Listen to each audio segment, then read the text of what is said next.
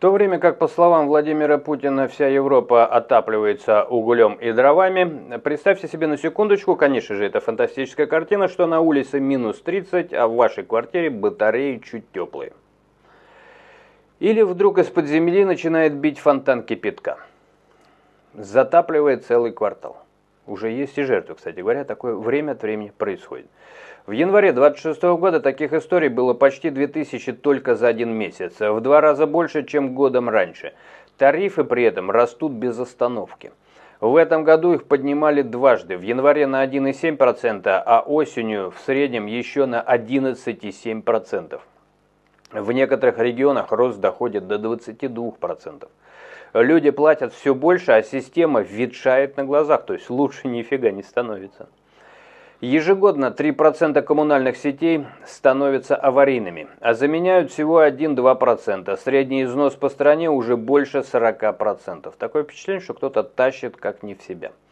В отдельных регионах доходит до 70-80%. Теплосети в некоторых городах изношены на 70%. Трубы, которым по 50-60 лет, просто не выдерживают. Деньги на капитальный ремонт люди платят регулярно, миллиарды рублей каждый год. Но вместо полной замены труб часто делают только косметику. Красят, латают, ну и, конечно же, отчитываются. Деньги уходят через управляющие компании, подрядчиков, откаты. Сети как были старыми, так и остаются. А теперь добавьте сюда, есть смысл, человеческий фактор. Отрасль ЖКХ остро зависит от дешевой рабочей силы. Много простых и тяжелых работ выполняют мигранты, которые ни черта в этих работах не соображают, даже в этих. Особенно в обслуживании зданий и территорий. У меня огромное количество комментариев, где люди, которые... я тоже немножко понимаю в строительстве. Я однажды подошел к одному, немножко отвлекаюсь в сторону, к одному торговому центру, торговому бизнес-центру, к бизнес-центру, не торговому, бизнес-центр, где это было у какого-то метро, честно говоря.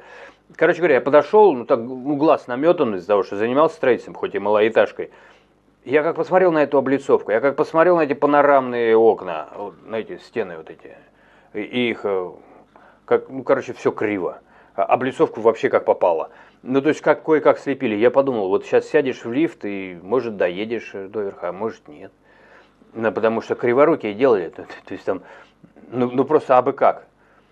И мне стало жутковато. И вот недавно комментарий был, спасибо за то, что пишете эти комментарии, то, что люди, которые разбираются в строительстве, они стараются вообще не касаться. И больше того пишут, что эти дома, какие-то годы, они начнут рушиться. Может быть, не сразу лягут, конечно, то есть какие-то трещины, на которые надо будет ставить эти самые маяки, с движения.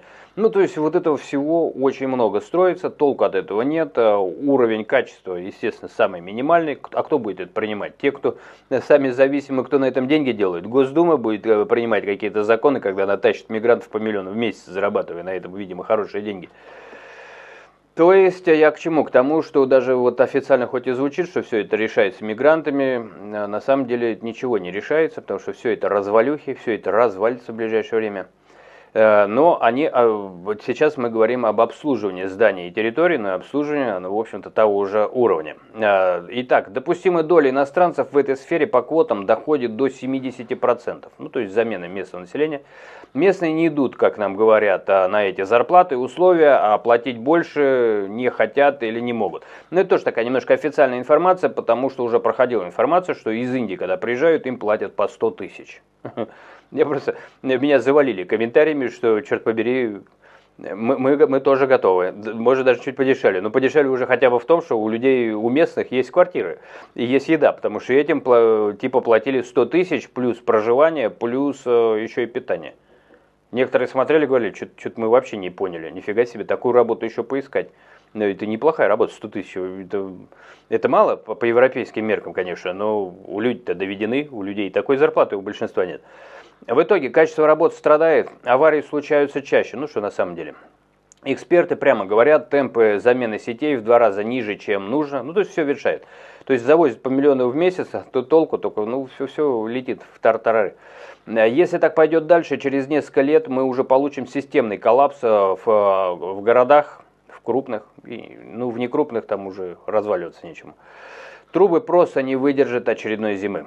Тем не менее, в этот момент вы все продолжаете платить все больше и больше. Зимой вы сидите в полухолодной квартире или ходите по залитому кипятком двору. Ну и, как говорится, вопрос. Мой призыв к вам сказать честно, в каком состоянии коммуналки находится в вашем доме. Кстати, уточняйте, в каких регионах, почему, потому что я от ваших комментариев иногда делаю вот эти короткие обзорчики. Замечаете ли вы, что после очередного повышения тарифов управляющая компания стала работать лучше? Мне прям любопытно будет услышать, если кто-то напишет, что да. Пишите в комментариях, что происходит у вас в регионе.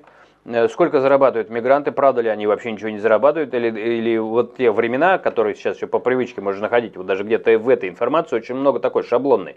Потому что я начал уже обращать внимание, что мне достаточно часто пишут о том, что у них неплохие зарплаты, они неплохими деньгами, там, с пачками денег ходят, и то есть, возможно, вот эта система, когда когда-то в 90-х они приезжали реально на заработки, сейчас это уже именно замена населения, то есть они как страна в стране, где они своих не бросают, и, возможно, неплохо, кстати говоря, платят.